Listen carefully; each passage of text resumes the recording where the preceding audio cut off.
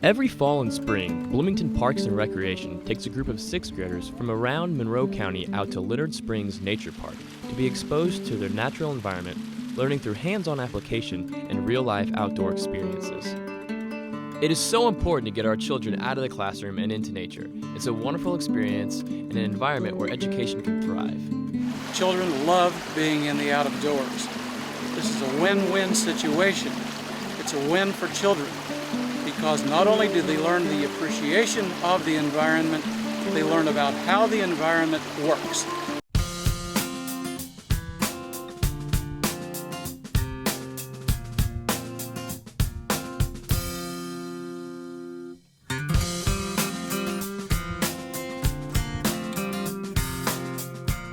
Leonard Springs Nature Day is an experiential environmental education program for 6th grade students. It is a partnership between Bloomington Parks and Recreation, Sycamore Land Trust, and the Monroe County School Corporation. Each year we bring 6th graders from Monroe County schools to Leonard Springs Nature Park to engage in an experiential environmental education program. First, let's visit the wetland station. At this station, we'll look at the wetland habitat and how it's important for birds. Hopefully, we'll see some birds that we can identify. We use the wetlands to talk about habitat and the kinds of things that animals, especially wildlife, needs in their environment to survive. And this is a good visual example because even now when we've had really dry weather, they can see that there's water here and tracks where the animals have come down to drink. And we use birds as a focus because using the binoculars to see birds, living birds, is the animal we're most likely to be able to get a look at. And it's pretty exciting for kids to be able to actually see something through the binoculars and get a good look at them. Next, let's visit the soil station, where we'll get our hands dirty as we identify soil types, and we'll uncover some fossils as well. Well, let's say we go home and we look it up on the internet, and they say it's a sea animal. It is? It is a sea animal. Yeah. What kind? And we found it here at Leonard Springs. This station, the soil station, is a very tactile, hands-on experience for the kids. They're able to experience touching, identifying fossils and also a variety of soils that we will go over with them. Let's start with sand, even though I know that you guys know that this is sand. We're gonna do this as kind of like a trial run, okay? So you can put your hands in this and feel that. Leonard Springs is such a holistic experience in that the kids are able to kind of put the pieces together with all the different stations and become ultimately, hopefully, better stewards of their land, of our area, and of our public parks.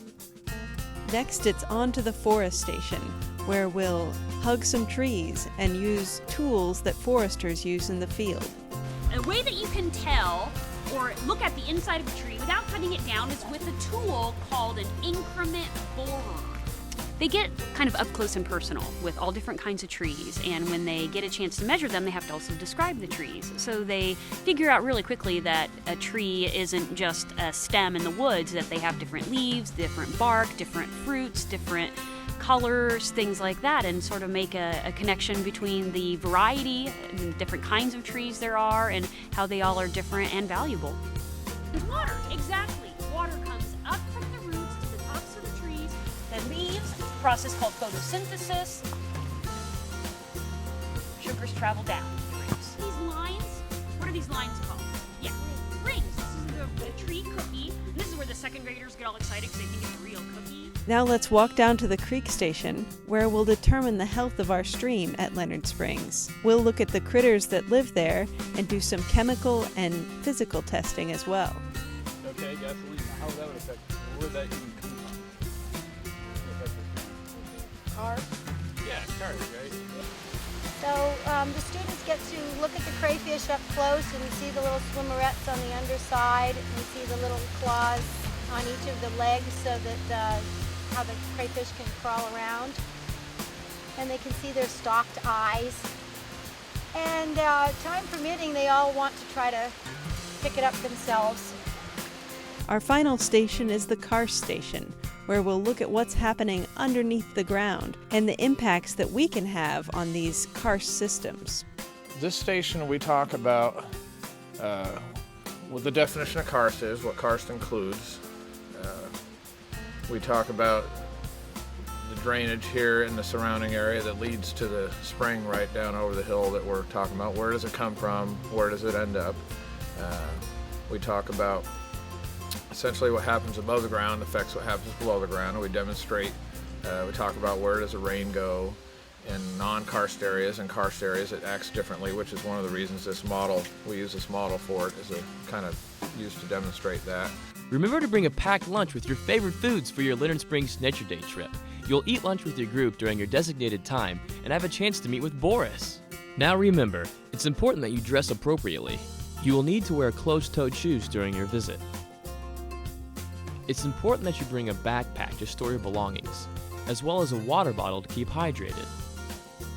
Leonard Springs Nature Park has a lot of steep inclines, so be prepared to climb flights of stairs during your visit. Also, remember to check the weather. You might want to bring a jacket and wear layers in case it's chilly in the morning hours. Are you guys ready?